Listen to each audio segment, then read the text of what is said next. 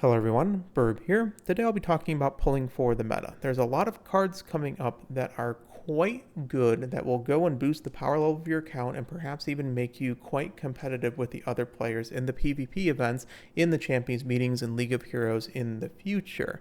And this is not necessarily a should you pull for these cards or not. This is a discussion on when really should you care about the meta and for what reasons. Now, I'm not going to go and delve 100% all on the side of psychology. As you can see, this is the gotcha template and not the scratchpad theme. So I have tried to go and narrow this focus down into a single element that has a mathematical backing, which is return on investment. We'll get through there, and then I will go and put my view on when is it good to pull for the meta. Okay, so that is the topic for today. There's a lot of cards coming up that have been talked about, namely, and examples that come to my mind are Throne, Symbolic Chris S for late surgery, even Christmas Oguri, who's been good for a few CMs. And there's a lot of cards that have been here for a while that are good for quite a long time, like, Kiddos in Black, as we've been going through for over 2 years. We got ECP, we have Measure Romano, we have our parents for the styles that we enjoy, like Saiyan Sky and Measure Dober, and there is an inherent value to them in the PvP events, the Champions meetings that have been going on. As I calculated in one of my first videos on my pull plan, on what I was doing, my original pull plan, it's an estimate that, hey, you get about 24,000 carats per month. The thing is that of these 24,000 carats, 8,000 of them I estimated to be performance-based, and 16,000 of them were going to be for the gifts and the events. This is heavily skewed to the anniversaries because we just get a massive amount of carats on those anniversary drops. But this is relatively accurate. You can check for yourself on any of the gotcha calculators that you have lying around, and it will roughly be this. I think this is slightly less than what we are actually grabbing. But the big part about this is talking about that 8,000 performance-based carats, and one small aspect of that is the PvP events, because this 8,000 carats is your team trials. It is also your champions meetings, and there's a few other things as well, like your clan rewards and stuff like that. Now, Champions meetings is one small aspect of this. So the actual mathematical question that I will be getting through in this video is, how much do Champions meetings and League of Heroes and the like actually give you depending on your win rate? And there is a mathematical approach to this. This is our good friend, the binomial problem, because there's multiple variables, and we'll be going through that in much. I'll be going through a few different examples, 100% win rate, 80% win rate, 60% win rate. I actually do 40% win rate and 1% win rate. And the reason for that is 100% win rate is the mathematical maximum. 80% win rate is a very, very competitive player, better than myself. I got like 65% win rate, I think, in the previous CM. 60% win rate is a relatively competitive player that I think will comfortably get into A finals.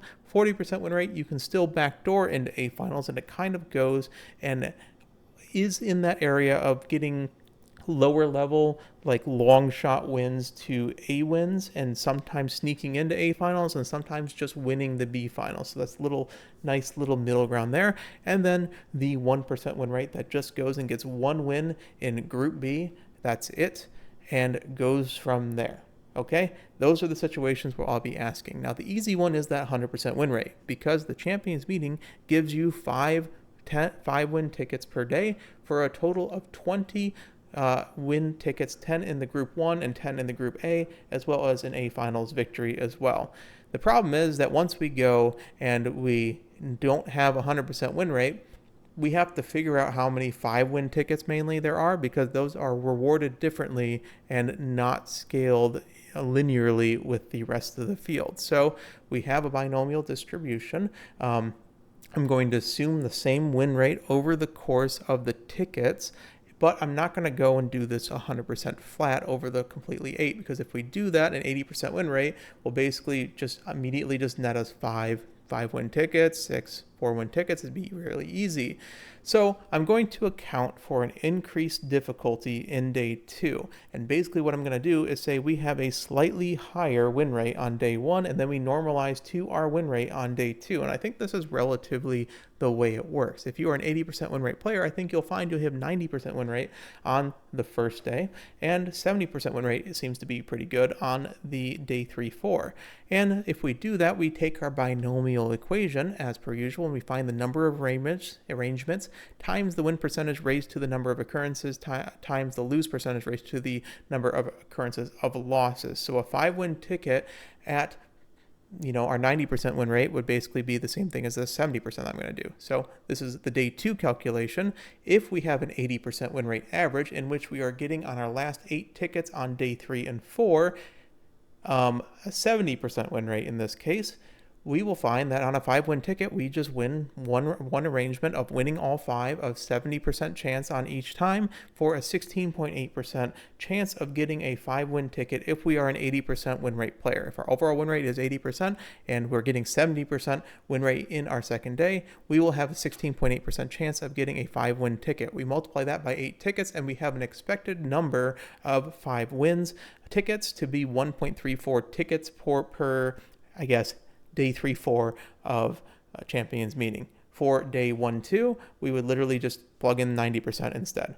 It gets a little more difficult with 4 wins because the number of arrangements of 4 over 5 is actually 5. There's 5 different ways to miss 1, and we basically do 4 wins. So it's 0.7 raised to the 4th multiplied by 0.3. We find out there's a 36% chance that we get a 4-win ticket if we are an 80% win rate player, in which we multiply that by 8, and our expected number of 4-win tickets is 2.88. And then we do the same thing for 3, 2, 1, and 0. And as you can see, and you probably noticed this, it's quite likely, if you're a high win rate player, you may see this on day 1, that you get a few 5-win tickets and you get a few 4-win tickets. And if you are 90% plus win rate, you can see that the 5-win tickets is relatively common, but you still drop 1 or 2 unless you are at exactly 100%. And this goes down as we go along. Now, I'm going to have to estimate somewhat. We are taking the expected values and sort of normalizing them a bit, but basically on day 1, for a 80% win rate person, someone who easily makes it into A finals, we can say on day 1 you probably get 5-win tickets, 2 4-win tickets, and perhaps a singular 3-win ticket, just to make sure we don't overload the top wins and save some of these wins for day 2. And then on day 2, I think it's relatively common for an 80%er to get a singular 5-win ticket, a 3 4-wins, 3 3-wins, and perhaps even a 2-win on a low roll through just maybe a couple instances where they lose their Christmas Oguri a few times. And you can do the sanity check of just multiplying and adding these together, and you find there's 64 wins in this specific arrangement that I chose, because basically I'm saying, I'll round this one up, I'll round this one down, I'll round this one up, I'll round this one up, down, etc., etc. And I find that, hey, 64 out of 80 is an 80% win rate. So I believe this is a relatively good model for the 80% mark.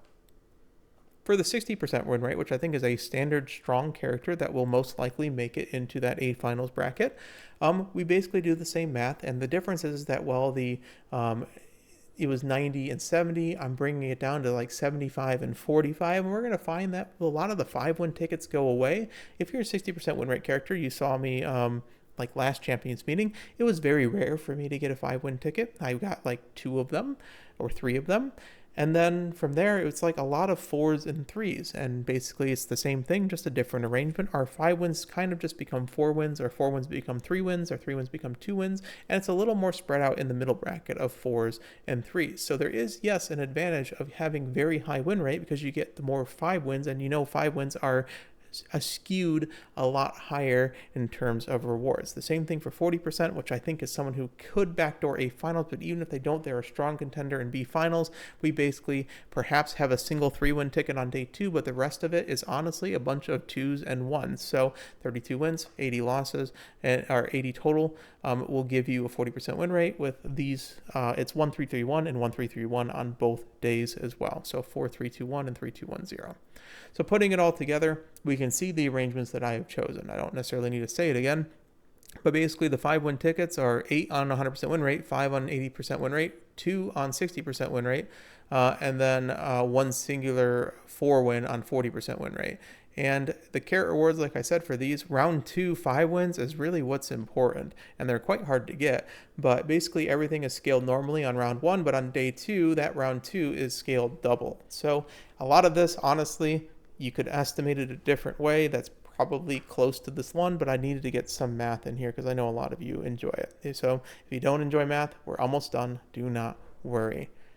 So if you go and you multiply basically all these arrangements by the carrot rewards for what they are, you're going to find that a 100% win rate person will get 1,600 carrots in the round, the qualification rounds. An 80% win rate will get 925 carrots, 60% will get 685, 40% will get 495, and 1% win rate, which is just someone who literally turned on the game through random 3 umas and was really bad and really unlucky and just got basically 1 win on day 1 and day 3 and made it to finals, will still get 245 carrots because of base minimum rewards. I'm not taking into account that you're subtracting 30 because that is the same for everybody, but basically you just subtract 60 from these, or 120 carrots from these. But honestly, it doesn't really matter too much. If you look at a graph of this, you can see it's relatively exponential, but honestly, once you start like getting beneath like 90% win rate, there's not much difference. You see the difference between 80% and 20 and 40%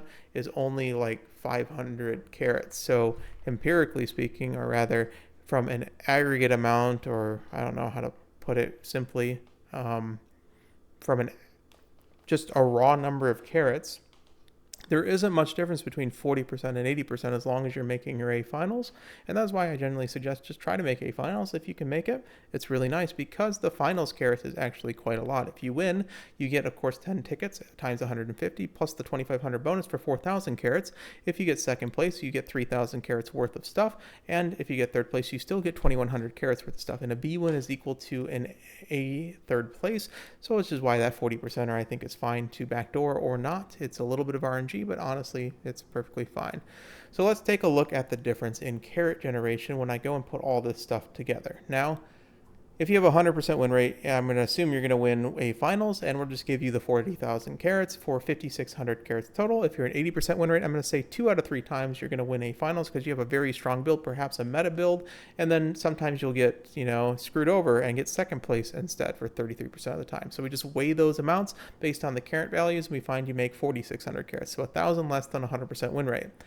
If you're at 60% win rate, the assumption is that, let's say you are just throwing your ticket in and you have a 33% chance to win second place or third place, depending on how strong you are, and race RNG. So, it's random for across all 3. If 3 60%ers come in and put together, anyone can win. So we're going to weigh them equally and average them out for 685 plus the average of the 3 wins for 3718 carats. 40% win rate will give you a 50% chance of second and third. Let's say you don't even have a chance if you backdoor. Well, you're still fine. You still get 3,000 carats from finals. And even if you go and you just go and don't even do anything, get third and B finals, you still get 1245 just from participating and winning a single time in graded league. So your baseline is 1245. So if you actually look at the difference, and here's the point, is that, one second, let me grab a drink. Here's the point. If a card would cause you to become what I would call competitive and very strong, this is probably more than a singular card can do. If you were previously either barely backdooring or not backdooring, and then this just magically makes you, whatever this UMA pull is, whatever this card pull is, magically makes you an 80% win rate person who is very strong at the top of the meta and winning almost all their races. The difference between the two is one singular 10 pull. That's 1555 carats. That's it. More likely, or rather, if you are a very strong player or a whale that is buying a lot of cards and it would make you get closer to that 100% win rate, you will only get 1,000 carats or 6 2/3 pull. Now, if for some reason you believe that you're even getting the most generous of it, of just backdooring into 100% win rate, which is never going to happen, you have a total of a grand 17 pulls for that.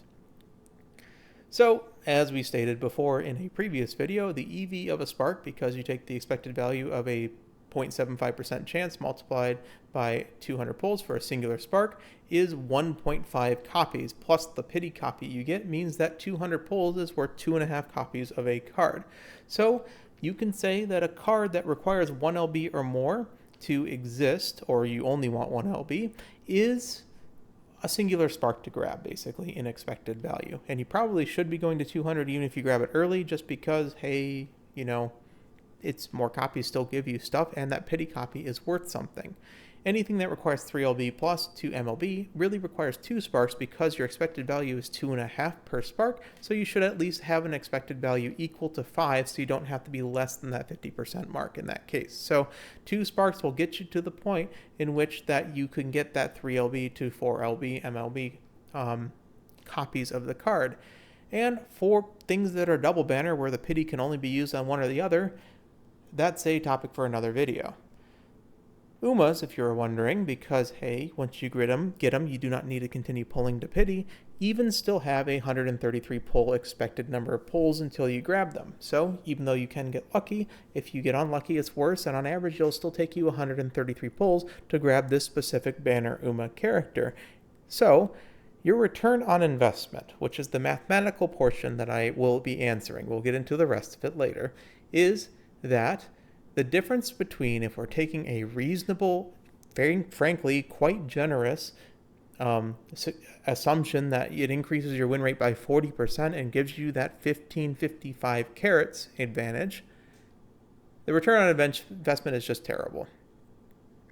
A spark's 30,000 carats. If you're pulling for an Uma just to be meta, to increase your win rate by 40%, to get the extra 1555, it's going to take you almost 13 Champions meetings. If you're having a card to do it for a singular spark and you have to pull completely to pity, it takes almost 20 Champions meetings. And for a double spark, which is an MLB card, if you need it just for a few Champions meetings and you are only pulling for return on investment, it requires 38.58 Champions meeting. To put in perspective, we are on CM15, and it would require the CM53 every single CM up until past JP, who is on 46, to get to the point at which you would return based on the additional carats gain from Champions meetings and League of Heroes.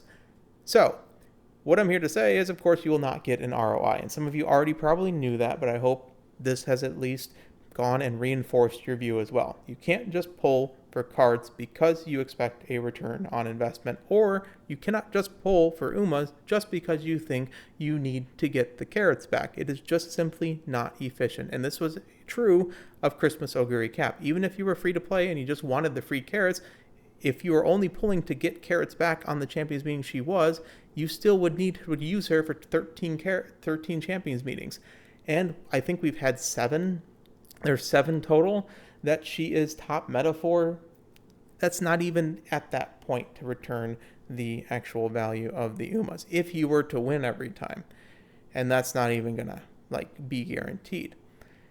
The thing is that the performance carats are great. And this is the part where I go and say, when should you really pull for meta? Because I understand there's a lot of other things that Champions meetings give, just than a return on investment in carats. But if Champions meetings are just only for carats for you, don't pull just for Champions meetings. There is 16,000 carats of that 24,000 that I estimated that are based off of the gifts and the events that are non-performance based. This is not including anything of team trials, not including anything of your club, and stuff that just from being active in the game will give you.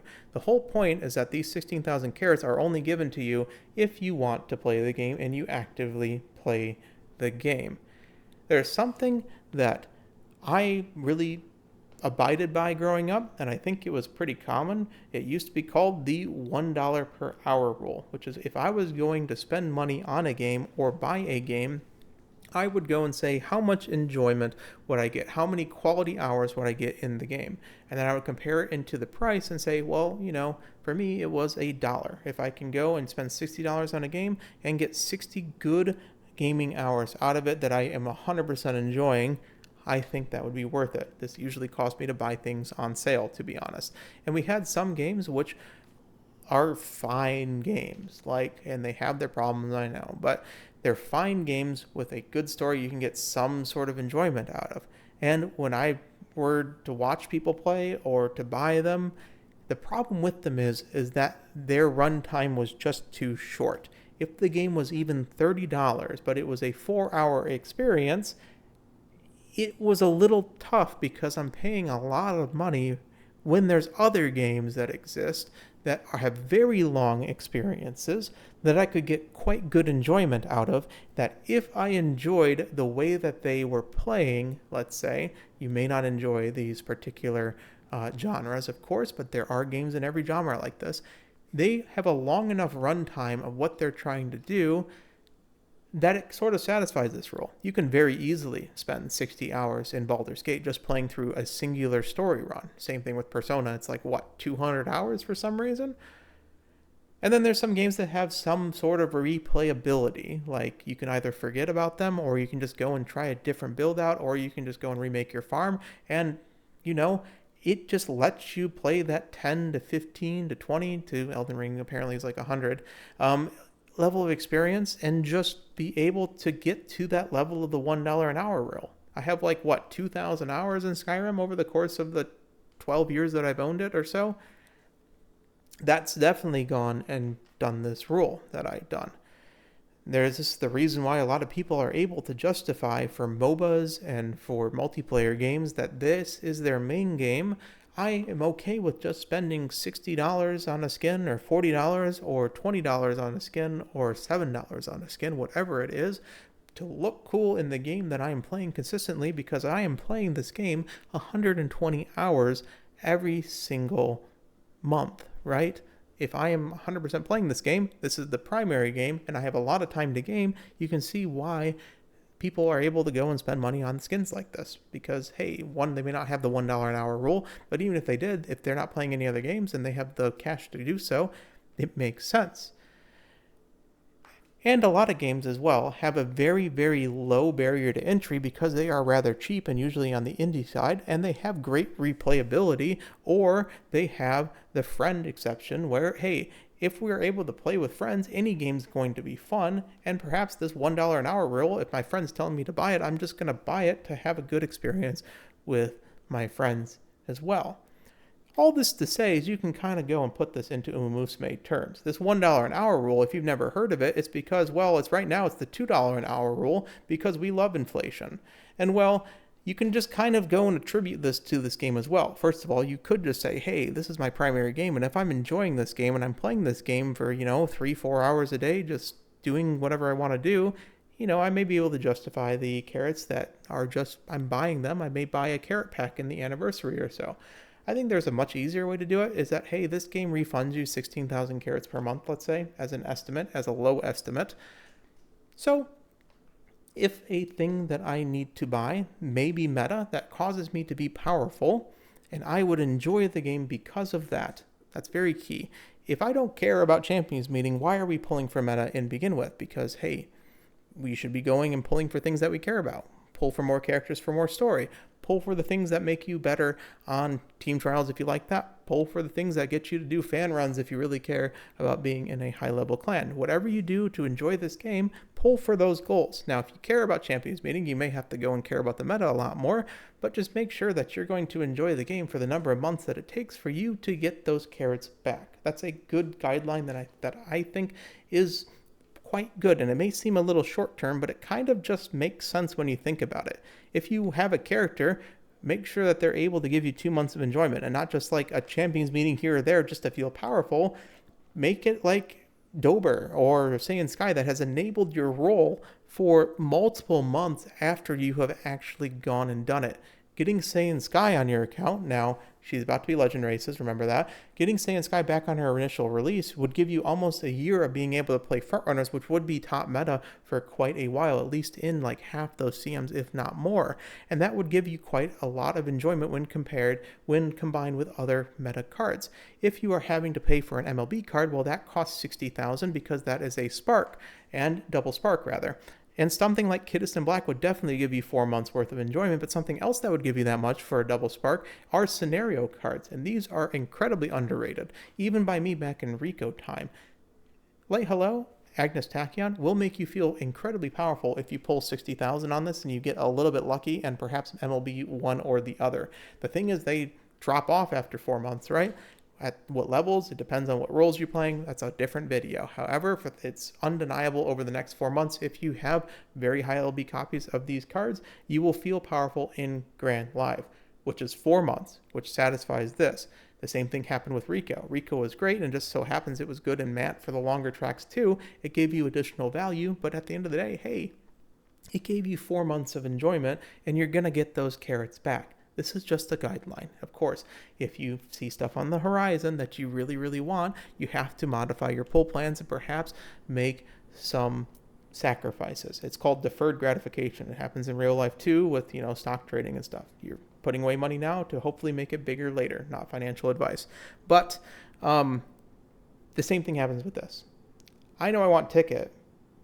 There's a whole lot of stuff that I haven't been pulling for right now that I could have pulled for NTR. I could have pulled for a second spark of CB to get that last copy. I could have pulled for Marzensky here in a bit. But I know that I need to budget out like 120,000 carats in the month of July in order to get everything I need. So I have deferred my enjoyment of this game now for more enjoyment later, and hopefully in the next 4 months in Grand Live, I will be rather powerful and I will enjoy it. And that's the other big thing, is that you should be pulling for your Oshi. You should be pulling for the things that keep you put in this game. You should pull for things that make you enjoy the game. We actually have the luxury of hindsight, and I don't think this has really been talked about too much. Japan had to go and do this alone.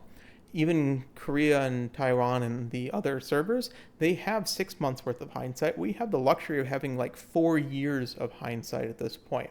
So we know how these scenarios are going to work. If you did not like TrackBlazer and you figured out you weren't going to play it a lot, you really shouldn't go and get NTR. And it's the same with these cards. And I know these are pretty much must pulls for this time, but perhaps if you know you're not going to like Grand Live and you've been watching guys in the way that Grand Live is going to be, and you're going to be like, you know what, I think I am going to wait until, Grandmasters when X my role is good, right? I know I'm not going to like anything competitive. I'm not going to like this game at all in Grand Live because I'm just walking around and I'm resetting runs and whatever. And you have whatever gripes that you do. If you think that you're not going to like the scenario and you're not going to play very much, don't pull for cards. Pull for the cards in the scenarios where you want to feel powerful because you know you are going to enjoy the game. And that really, I think, is the last slide. That's really the thesis of this, is that, hey, combination of using your hindsight because you know that you are going to play this game a lot in the periods where you're going to have a lot of carrots, so that you can go and generate more carrots. And then the scenarios where you know you're not going to like, let's say you don't like a scenario in the future, see it like scenario 8 or 9, let's say, well, just go into maintenance mode. You are now playing a visual novel game. You are playing your dailies and you are just waiting until the next scenario, and perhaps you don't need to pull for anything because you don't care at that point, right? You're just going to clock it in. You're going to go and see whatever happens. You're not going to have the most powerful cards. You may even do an open league instead of a graded league. I hope this has been helpful. I know it has been a little bit all over the place. This was like very much at the very edge of being a scratchpad video. But that math portion at the start, I hope was useful to some as well, just because people like math too from this channel. Otherwise, pull what you want, right? Take care, everyone. Burb out.